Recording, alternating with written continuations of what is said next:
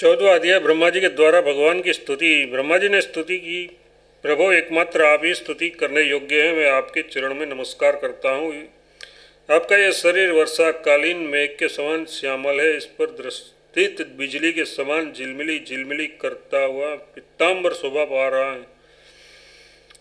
इसके गले में, आपके गले में घुंघची की माला, कानों में मकराकृति कुंडल तथा सिर पर मोरपंख का मुकुट है। इन सब की क्रांति से आपके मुख पर अनोखी छटा छिटक रही है। वृक्षस्थल पर लटकती हुई वनमालाएं और उन्हीं से हथेली पर दही भात का कौर, बगल में बैंत और सिंगी तथा कमर की फेंट में आपकी पहचान बताने वाली बांसुरी शोभा पा रही है। आपके कमल से सुकोमल परम सुकुमार चरण और ये गोपाल बालक का सुमधुर वेश, मैं और कुछ नहीं जानता, बस मैं इन्हीं चरणों पर निछावर हूँ। स्वयं प्रकाश परमात्मन आपका ये श्री विग्रह भक्तजनों की लालसा अभिलाषा पूर्ण करने वाला है। आपकी चिन्मयी इच्छा का मूर्तिमान स्वरूप मुझ पर आपका साक्षात कृपा प्रसाद है। मुझे अनुग्रहित करने के लिए ही आपने इसे प्रकट किया है। कौन कहता है कि ये पंचभूतों की रचना है? प्रभु, ये तो अप्राकृत शुद्ध सत्वमयी है। मैं या और कोई समाधि लगाकर भी आपके सच्चिदानंद विग्रह को महिमा नहीं जान सकता। फिर आत्मानुभवन स्वरूप साक्षात आपकी ही महिमा को तो कोई एकाग्र मन से भी कैसे जान सकता है? प्रभु, जो लोग ज्ञान के लिए प्रयत्न न करके अपने स्थान में ही स्थित रहकर केवल सत्संग करते हैं और आपके प्रेमी संत पुरुषों के द्वारा गाई हुई आपकी लीला कथा को जो इस लोगों के पास रहने से अपने आप सुनने को मिलती है, शरीर, वाणी और मन से विनयावनत होकर सेवन करते हैं, यहाँ तक कि उससे ही आप अपना जीवन बना लेते हैं, उसके बिना जी ही नहीं सकते। प्रभु, यद्यपि आप पर त्रिलोकी में कोई कभी विजय नहीं प्राप्त कर सकता, फिर भी वे आप पर विजय प्राप्त कर लेते हैं। आप उनके प्रेम के अधीन हो जाते हैं। भगवान, आपकी भक्ति सब प्रकार के कल्याण का मूल स्त्रोत्र उद्गम है। जो लोग उसे छोड़कर केवल ज्ञान की प्राप्ति के लिए श्रम उठाते और दुख भोगते हैं, उसको बस के क्लेश ही क्लेश हाथ लगता है और कुछ नहीं। जैसे थोथी भूसी फूटने वाले को केवल श्रम ही मिलता है, चावल नहीं। है अच्युत, है अनंत, इस लोक में पहले भी बहुत से योगी हो गए हैं। जब उन्हें योगादि के द्वारा आपकी प्राप्ति न हुई, तब उन्होंने अपने लौकिक और वैदिक समस्त कर्म आपके चरणों में समर्पित कर दिए। उन समर्पित कर्मों से तथा आपकी लीला कथा से उन्हें आपकी भक्ति प्राप्त हुई। उस भक्ति से ही आपके स्वरूप का ज्ञान प्राप्त करके उन्होंने बड़ी सुगमता से आपकी परम पद की प्राप्ति कर ली। हे अनंत, आपके सगुण निर्गुण दोनों स्वरूपों का ज्ञान कठिन होने पर भी निर्गुण स्वरूप की महिमा इंद्रियों का प्रत्याहार करके शुद्ध अंतःकरण से जानी जा सकती है। जानने की क्रिया ये है कि विशेष आकार के परित्याग पूर्ण आत्मकार अंतःकरण का साक्षात्कार किया जाए। ये आत्माकारकता घटपटादि रूप के समान ज्ञेय नहीं है, प्रत्युत आवरण का भंग मात्र है। ये साक्षात्कार ये ब्रह्म है। मैं ब्रह्म को जानता हूँ, इस प्रकार नहीं, किंतु स्वयं प्रकाश से ही होता है। परंतु भगवान, जिन समर्थ पुरुषों ने अनेक जन्मों तक परिश्रम करके पृथ्वी का एक एक परमाणु, आकाश के हिमकण और उसके बूंदे तथा उसमें चमकने वाले नक्षत्र एवं तारा तक को गिन डाला है, उनमें भी भला ऐसा कौन हो सकता है जो आपके सगुण स्वरूप के अनंत गुणों को गिन सके? प्रभु, आप केवल संसार के कल्याण के लिए ही अवतीर्ण हुए हैं। सो भगवान, आपकी महिमा का ज्ञान तो बड़ा ही कठिन है। इसलिए जो पुरुष क्षण क्षण पर बड़ी उत्सुकता से आपकी कृपा का ही भलीभांति अनुभव करता रहता है और प्रारब्ध के अनुसार जो कुछ सुख या दुख प्राप्त होता है उसे निर्विकार मन से भोग लेता है, एवं जो प्रेमपूर्वक हृदय, गदगद वाणी और पुलकित शरीर से अपने को आपके चरणों में समर्पित करता रहता है, इस प्रकार जीवन व्यतीत करने वाला पुरुष ठीक वैसे ही आपके परम पद का अधिकारी हो जाता है जैसे अपने पिता की संपत्ति का पुत्र। प्रभु, मेरी कुटिलता तो देखिए, आप अनंत आदि पुरुष परमात्मा है और मेरे जैसे बड़े बड़े मायावी भी आपकी माया के चक्र में हैं। फिर भी मैंने आप पर अपनी माया फैलाकर अपना ऐश्वर्य देखना चाहा। प्रभु, मैं आपके सामने हूँ ही नहीं, हूँ ही क्या आपके सामने चिंगारी की भी कुछ गिनती है? भगवान, मैं रजोगुण से उत्पन्न हुआ हूँ, आपके स्वरूप को मैं ठीक ठीक नहीं जानता। इसी से अपने को आपसे अलग संसार का स्वामी माने बैठा था। मैं अजन्मा जगत करता हूँ। इस मायाकृत मोह के घने अंधकार से मैं अंधा हो रहा था। इसलिए आप ये समझकर कि ये मेरे ही अधीन है, मेरा भृत्य है, इस पर कृपा करनी चाहिए। मेरा अपराध क्षमा कीजिए। मेरे स्वामी, प्रकृति, महतत्व, अहंकार, आकाश, वायु, अग्नि, जल और पृथ्वी रूप आवरणों से घेरे हुआ यह ब्रह्मांड ही मेरा शरीर है और आपके एक एक रोम के छिद्र में ऐसे ऐसे अगणित ब्रह्मांड उसी प्रकार उठते पड़ते रहते हैं जैसे झरोखे की जाल में से आने वाले सूर्य की किरणों के रज के छोटे छोटे परमाणु उठते हुए दिखाई पड़ते हैं। कहाँ अपने परिमाण से इस 3.5 हाथ के शरीर वाला अत्यंत शुद्रमय और कहाँ आपकी अनंत महिमा। वृत्तियों की पकड़ में न आने वाले परमात्मन जब बच्चा माता के पेट में रहता है तब अज्ञानवश अपने हाथ पैर पीटता है, परंतु क्या माता उसे अपराध समझती है या उसके लिए वह कोई अपराध होता है और नहीं है? इन शब्दों से कही जाने वाली कोई भी वस्तु ऐसी है क्या जो आपकी कोख के भीतर न हो? श्रुतियाँ कहती हैं कि जिस समय तीनों लोग प्रलयकालीन जल में लीन थे, उस समय उस जल में स्थित श्री नारायण के नाभिक कमल से ब्रह्मा का जन्म हुआ।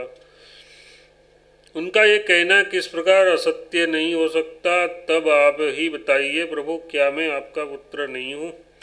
प्रभु, आप समस्त जीवों के आत्मा है, इसलिए आप नारायण मतलब नार जीव और अयन मतलब आश्रय हैं। आप समस्त जगत के और जीवों के अधीश्वर हैं, इसलिए आप नारायण मतलब नार मतलब जीव और अयन मतलब प्रवर्तक हैं। आप समस्त लोक के साक्षी हैं, इसलिए नारायण नार मतलब जीव और अयन मतलब जानने वाला है।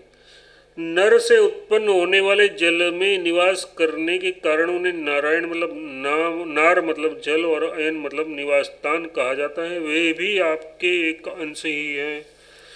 वह अंश रूप से देखना भी सत्य नहीं है, आपकी माया ही है। भगवान, यदि आपका वह विराट स्वरूप सचमुच उस समय जल में ही था तो उसे उसी समय ऐसे क्यों नहीं देखा?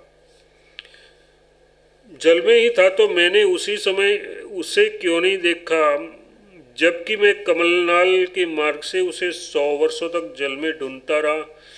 फिर मैंने जब तपस्या की तब उसी समय मेरे हृदय में उसका दर्शन कैसे हो गया और फिर कुछ ही क्षण में वह पुनः क्यों नहीं दिखा, अंतर्ध्यान क्यों हो गया?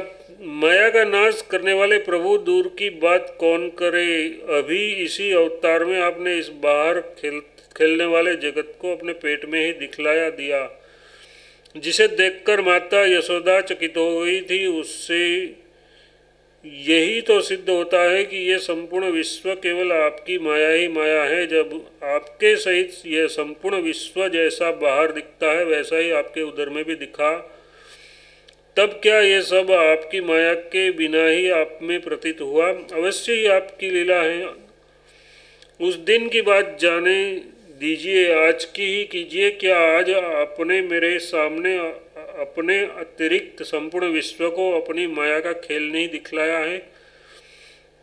पहले आप अकेले थे, फिर संपूर्ण ग्वाल बाल बछड़े और छड़ी छीके भी आप ही हो गए। उसके बाद मैंने देखा कि आपके वे सब रूप चतुर्भुज हैं और मेरे सहित सबके सब तत्व उसकी सेवा कर रहे हैं। आपने अलग अलग उतने ही ब्रह्मांडों का रूप भी धारण कर लिया था, परंतु अब आप केवल अपरिमित अद्वितीय ब्रह्म रूप से ही शेष रह गए हैं। जो लोग अज्ञानवश आपके स्वरूप को नहीं जानते, उन्हीं को आप प्रकृति में स्थित जीव के रूप से प्रतीत होते हैं और उन पर आपकी माया का पर्दा डालकर सृष्टि के समय मेरे ब्रह्मा रूप से, पालन के समय उस अपने विष्णु रूप से और संहार के समय रुद्र के रूप में प्रतीत होते हैं। प्रभु, आप सारे जगत के स्वामी और विधाता हैं। अजन्मा होने पर भी आप देवता, ऋषि, मनुष्य और पशु, पक्षी और अचर, जलचर आदि योनियों में अवतार ग्रहण करते हैं, इसलिए कि इन रूपों के द्वारा दुष्ट पुरुषों का घमंड तोड़ दे और सत्पुरुषों पर अनुग्रह करे। भगवान, आप अनंत परमात्मा और योगेश्वर हैं। जिस समय आप अपनी योग माया का विस्तार करके लीला करने लगते हैं, उस समय त्रिलोकी में ऐसा कौन है जो ये जान सके कि आपकी लीला कहाँ, किस लिए, कब तो कर कितनी होती हैं। इसलिए ये संपूर्ण जगत स्वप्न के समान असत्य, अज्ञान रूप और दुख पर दुख देने वाला है। आप परमानंद, परम ज्ञान स्वरूप एवं अनंत है। ये माया से उत्पन्न एवं विलीन होने पर भी आप में आपकी सत्ता से सत्य के समान प्रतीत होता है। प्रभु, आप ही एकमात्र सत्य हैं, क्योंकि आप सबके आत्मा जो है, आप पुराण पुरुष होने के कारण समस्त जन्मादि विकारों से रहित है। आप स्वयं प्रकाश हैं, इसलिए देश काल और वस्तु जो परम प्रकाश, जो पर प्रकाश है, किसी प्रकार आपको सीमित नहीं कर सकती। आप उसके भी आदि प्रकाशक है। आप अविनाशी होने के कारण नित्य है। आपका आनंद खंडित है। आप में न तो किस प्रकार का मल है और न अभाव। आप पूर्ण एक है। समस्त उपाधियों से मुक्त होने के कारण आप अमृत स्वरूप हैं। आपका ये ऐसा स्वरूप समस्त जीवों को ही अपना स्वरूप है। आपका ये ऐसा स्वरूप समस्त जीवों का ही अपना स्वरूप है, जो गुरु रूप सूर्य से तत्व ज्ञान रूप दिव्य दृष्टि प्राप्त करके उससे आपको अपने स्वरूप के रूप में साक्षात्कार कर लेते हैं। वे इस झूठे संसार सागर को मानो पार कर जाते हैं। संसार सागर के झूठा होने के कारण इससे पार जाना भी अविचार दशा की दृष्टि से ही है। जो पुरुष परमात्मा को ज्ञान आत्मा के रूप में नहीं जानते, उन्हें उस अज्ञान के कारण ही इस नाम रूपात्मक निखिल प्रपंच की उत्पत्ति का भ्रम हो जाता है। किंतु ज्ञान होते ही इसका आत्यंतिक प्रलय हो जाता है। जैसे रस्सी में भ्रम के कारण ही सांप की प्रतीति होती है और ब्रह्म के निवृत्त होते ही उसको निवृत्ति हो जाती है। संसार संबंधी बंधन और उससे मोक्ष, ये दोनों ही नाम अज्ञान से कल्पित है। वास्तव में ये अज्ञान के ही दो नाम है। ये सत्य और ज्ञान स्वरूप परमात्मा से भिन्न अस्तित्व नहीं रखते।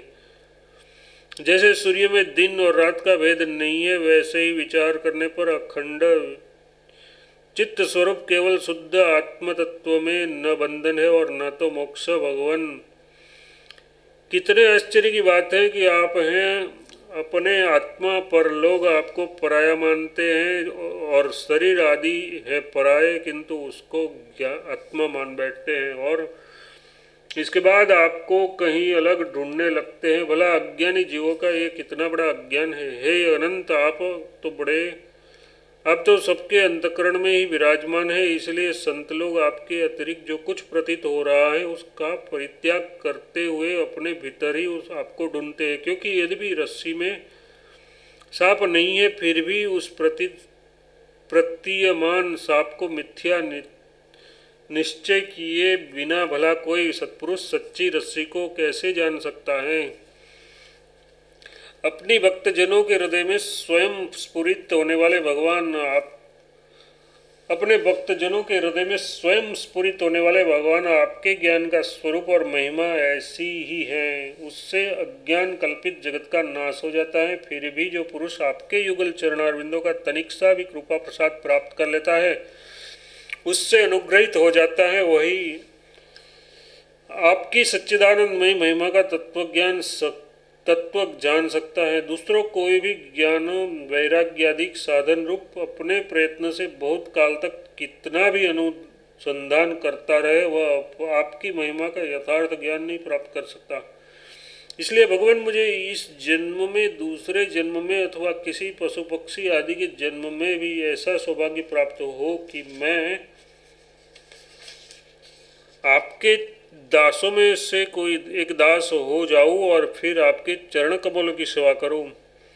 मेरे स्वामी, जगत के बड़े बड़े यज्ञ सृष्टि के प्रारंभ से लेकर अब तक आपको संपूर्णतः तृप्त न कर सके, परंतु आपने ब्रज की गौओं और ग्वालियों के बछड़े एवं बालक बनकर उसके थनों का अमृत सा दूध बड़े उमंग से पिया है। वास्तव में उन्हीं का जीवन सफल है, वे ही अनंत अत्यंत धन्य है। अहो, नंद आदि व्रजवासी गोपी के धन्य भाग्य है, वास्तव में उसका अभाग्य है, क्योंकि परमानंद स्वरूप सनातन परिपूर्ण ब्रह्म आप उसके अपने सगे संबंधी और सुहद है। हे अच्युत, इन व्रजवासियों के सौभाग्य की महिमा तो अलग रही। मन आदि 11 इंद्रियों के अधिष्ठान देवता के रूप में रहने वाले महादेव आदि हम लोग बड़े ही भाग्यवान हैं, क्योंकि इन व्रजवासियों की मन आदि 11 इंद्रियों को प्याले बनाकर हम आपके चरण कमलों का अमृत से भी मीठा, मदिरा से भी मादक मधुर मकरंद पान करते रहते हैं। जब उसका एक एक इंद्रिय से पान करके हम धन्य धन्य हो रहे हैं, तब समस्त इंद्रियों से उसका सेवन करने वाले व्रजवासियों की तो बात ही क्या है। प्रभु, इस व्रज भूमि के किसी वन में और विशेष करके गोकुल में किसी भी योनि में जन्म हो जाए, यही हमारे लिए बड़े सौभाग्य की बात होगी, क्योंकि यहाँ जन्म हो जाने पर आपके किसी न किसी प्रेमी के चरणों की धूलि अपने ऊपर पड़ ही जाएगी। प्रभु, आपके प्रेमी व्रजवासियों का संपूर्ण जीवन आपका ही जीवन है, आप ही उसके जीवन के एकमात्र सर्वस्व हैं। इसलिए उसके चरणों की धूलि मिलना, आपके ही चरणों की धूलि मिलना है, और आपके चरणों की धूलि को तो श्रुतियाँ भी अनादि काल से अब तक ढूंढ ही रही हैं। देवताओं के भी आराध्य देव प्रभु, इन व्रजवासियों को इसकी सेवा के बदले में आप क्या फल देंगे। संपूर्ण फलों के फलस्वरूप आपसे बढ़कर और कोई फल तो है ही नहीं, ये सोचकर मेरा चित्त मोहित हो रहा है। आप उन्हें अपना स्वरूप भी देखकर ऋणी नहीं हो सकते, क्योंकि आपके स्वरूप को तो उस पुतना ने भी अपने संबंधियों अघासुर बकासुर आदि के साथ प्राप्त कर लिया, जिसका केवल वैसे ही साध्वी स्त्री का था, पर जो हृदय से महान क्रूर थी। फिर जिन्होंने अपने घर, धन, स्वजन, प्रिय, शरीर, पुत्र, प्राण और मन सब कुछ आपके ही चरणों में समर्पित कर दिया है, जिसका सब कुछ आपके ही लिए हैं, उन व्रजवासियों को भी वह फल देकर आप कैसे ऋणी हो सकते हैं। सच्चिदानंद स्वरूप श्याम सुंदर तभी तक रागद्वेष आदि दोष चोरों के समान सर्वस्व अपहरण करते रहते हैं, जब तक घर और उसके संबंधी कैद की तरह संबंध के बंधनों में बांध रखते हैं, और तभी तक मोह पैर की बेड़िया की तरह जकड़े रहता है, जब तक जीव आपका नहीं हो जाता। प्रभु, आप विश्व के बखेड़े से सर्वथा रहित है, फिर भी अपने शरणागत भक्तों को अनंत आनंद वितरण करने के लिए पृथ्वी में अवतार लेकर विश्व के समान ही लीला विलास का विस्तार करते हैं। मेरे स्वामी, बहुत कहने की आवश्यकता नहीं, जो लोग आपकी महिमा जानते हैं वे जानते रहे। मेरे मन, वाणी और शरीर तो आपकी महिमा जानने में सर्वदा असमर्थ है। सच्चिदानंद स्वरूप श्री कृष्ण, आप सबके साक्षी हैं, इसलिए आप सब कुछ जानते हैं। आप समस्त जगत के स्वामी हैं, यह संपूर्ण प्रपंच आप में ही स्थित है। आपसे मैं और क्या कहूँ। अब आप मुझे स्वीकार कीजिए, मुझे अपने लोक में जाने की आज्ञा दीजिए। सबके मन प्राणों को अपनी रूप माधुरी से आकर्षित करने वाले श्याम सुंदर, आप यदुवंश रूपी कमल को विकसित करने वाले सूर्य हैं। प्रभु, पृथ्वी देवता, ब्राह्मण और पशुरूप समुद्र की अभिवृद्धि करने वाले चंद्रमा भी आप ही हैं। आप पंखड़ियों से धर्मरूप रात्रि का घोर अंधकार नष्ट करने के लिए सूर्य और चंद्रमा दोनों के ही समान है। पृथ्वी पर रहने वाले राक्षसों के नष्ट करने वाले आप चंद्रमा, सूर्य आदि समस्त देवताओं के भी परम पूजनीय हैं। भगवान, मैं अपने जीवन भर महाकल्प पर्यंत आपको नमस्कार ही करता रहो। श्री सुखदेव जी कहते हैं, परीक्षित, संसार के रचयिता ब्रह्मा जी ने इस प्रकार भगवान श्री कृष्ण की स्तुति की। उसके बाद उन्होंने 3 बार परिक्रमा करके उनके चरणों में प्रणाम किया और फिर अपने गंतव्य स्थान सत्यलोक में चले गए। ब्रह्मा जी ने बछड़ों और ग्वाल बालों को पहले ही यथास्थान पहुंचा दिया था। भगवान श्री कृष्ण ने ब्रह्मा जी को विदा कर दिया और बछड़ों को लेकर यमुना जी के पुलिन पर आए, वो जहाँ वे अपने सखा ग्वाल बालों को पहले छोड़ गए थे। परीक्षित, अपने जीवन सर्वस्व प्राणवल्लभ श्री कृष्ण के वियोग में यद्यपि 1 वर्ष बीत गया था, तथापि उन ग्वाल बालों को वह समय आधे क्षण के समान जान पड़ा, क्योंकि क्यों न हो वे भगवान की विश्व मोहिनी योग माया से मोहित हो गए थे। जगत के सभी जीव उसी माया से मोहित होकर शास्त्रों और आचार्यों के बार बार समझाने पर भी अपने आत्मा को निरंतर भूले हुए हैं। वास्तव में उस माया की ऐसी ही शक्ति है, भला उससे मोहित होकर जीव यहाँ क्या क्या नहीं भूल जाते हैं। परीक्षित, भगवान श्री कृष्ण को देखते ही ग्वाल बालों ने बड़ी उतावली से कहा, भाई तुम भले आए, स्वागत है स्वागत है। अभी तो हमने तुम्हारे बिना एक कौर भी नहीं खाया है। आओ इधर आओ, आनंद से भोजन करो। तब हंसते हुए भगवान ने ग्वाल बालों के साथ भोजन किया और उन्हें अघासुर के शरीर का ढांचा देखते हुए वन से व्रज में लौटाए। श्री कृष्ण के सिर पर मोर पंख का मनोहर मुकुट और घुंघराले बालों में सुंदर सुंदर महकते हुए पुष्प गूंथ रहे थे। नई नई रंगीन धातुओं से श्याम शरीर पर चित्रकारी की हुई थी। वे चलते समय रास्ते में उच्च स्वर से कभी बांसुरी, कभी पत्ते और कभी सिंगी बजाकर वाघोत्सव में मग्न हो रहे थे। पीछे पीछे ग्वाल बाल उनकी लोक पावन कीर्ति का गान करते जा रहे थे। कभी वे नाम ले लेकर अपने बछड़ों को पुकारते तो कभी उसके साथ लाड़ लड़ाने लगते। मार्ग से दोनों ओर गोपियाँ खड़ी हैं। जब वे कभी तिरछे नेत्रों से उनकी नज़र मिला देते, तब गोपियाँ आनंद मुग्ध हो जाती हैं। इस प्रकार भगवान श्री कृष्ण ने गोष्ठ में प्रवेश किया। परीक्षित, उस दिन बालकों ने व्रज में आकर कहा कि आज यशोदा मैया के लाडले नंद ने वन में एक बड़ा भारी अजगर मार डाला है और उससे हम लोगों की रक्षा की है। राजा परीक्षित ने कहा, ब्राह्मण व्रजवासियों के लिए श्री कृष्ण अपने पुत्र नहीं थे, दूसरे के पुत्र थे। फिर उनका श्री कृष्ण के प्रति इतना प्रेम कैसे हुआ?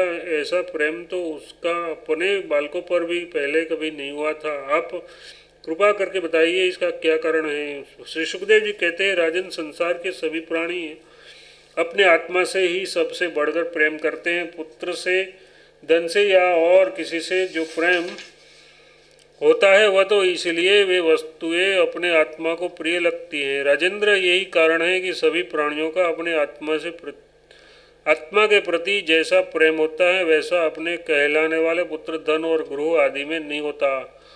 नृपसेठ, जो लोग देह को ही आत्मा मानते हैं वे भी अपने शरीर से जितना प्रेम करते हैं उतना प्रेम शरीर के संबंधी, पुत्र, मित्र आदि से नहीं करते।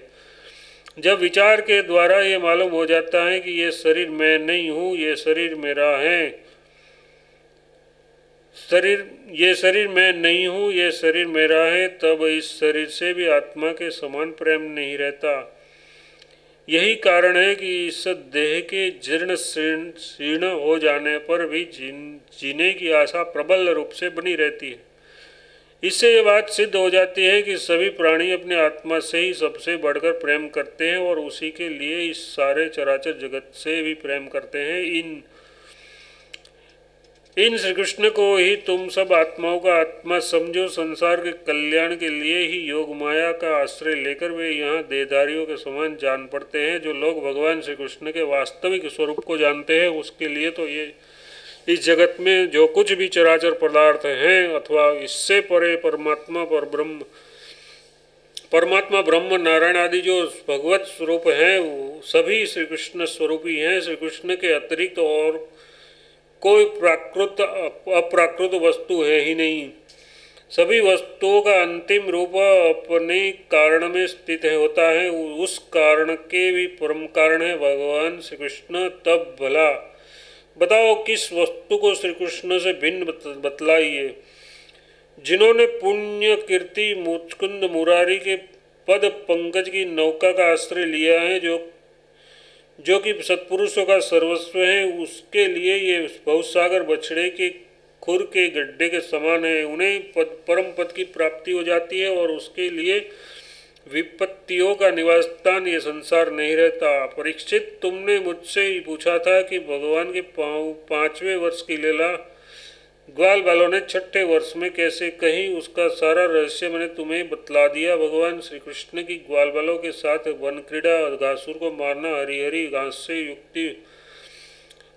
घास से युक्त भूमि पर बैठकर भोजन करना, अप्राकृति रूपधारी बछड़ों और ग्वाल बालों का प्रकट होना और ब्रह्मा जी के द्वारा की हुई इस महान स्तुति को जो मनुष्य सुनता और कहता है उसको धर्म अर्थ काम और मोक्ष की प्राप्ति हो जाती है। परीक्षित, इस प्रकार से कृष्ण और बलराम ने कुमार अवस्था के अनुरूप आँख मिचोली, सेतु बंदरों की भांति उछलना कूदना आदि अनेकों लीलाएं करके अपनी कुमार अवस्था व्रज में ही त्याग दी।